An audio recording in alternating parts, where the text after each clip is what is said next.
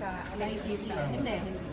Yung absence. Para sa civil society group na Huwag Kang Kukorrupt, hindi na nagagawa ni Senador Bato de la Rosa ang kanyang trabaho dahil sa patuloy niyang pagliban sa Senado. Kaya inireklamo na siya sa Senate Ethics Committee ng grupo para sa pagpapabaya sa trabaho at pang-aabuso sa kapangyarihan at pribilehiyong iginawad ng taong bayan. Absent siya mula Nobyembre pa. Napakalino na pagtalikod sa kanyang responsibilidad bilang senador. Maraming batas ang pending at siya po ay chair ng maraming committee. At ang mga committee sa to ay hindi nakakapag-convene dahil siya ay hindi nagpapakita. Giit ng grupo, hindi ito pata sa mga regular na manggagawa na no work no pay at pinapatawan ng parusa kung matagal na absent. Hindi lang namin na imbestigahan nga ito and sana magkaroon ng mga rules para sa mga ganitong mga pangyayari. Dapat nga mas mataas pa yung standard natin sa mga officials kasi pondo ng bayan ang pinangsusweldo sa kanila. Pwede anilang wag pasahurin si De La Rosa at suspendihin ang operasyon mismo ng kanyang opisina.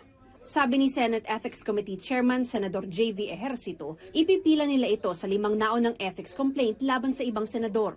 Hindi mo pwedeng gusto na mauna isa, pwedeng unahin. So, first in, first out. Kung ano yung unang na-file, then we will hear that first. Ayon kay Senate President Tito Soto, sa ngayon walang nakasaad sa Senate rules tungkol sa pagiging absent ng isang senador. Ang meron lang ay kung absent sa komite. A number of times na hindi ka umattend, pwede kang alisin sa committee. Pero pagdating sa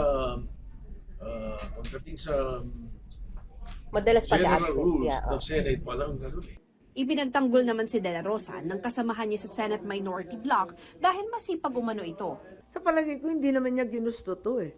This was not intentional, but if there are threats to his person, there are threats to him that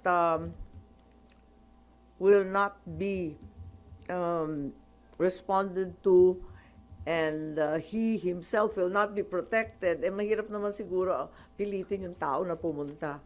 Sana may assurance siyang konti na kahit papano, katulad ng dati, yung mga senador, pinagtatanggol ng Senado. Wala pang komento si De La Rosa sa ethics complaint na isinampa laban sa kanya. Para sa GMA Integrated News, Mav Gonzalez, Nakatutok, 24 Oras.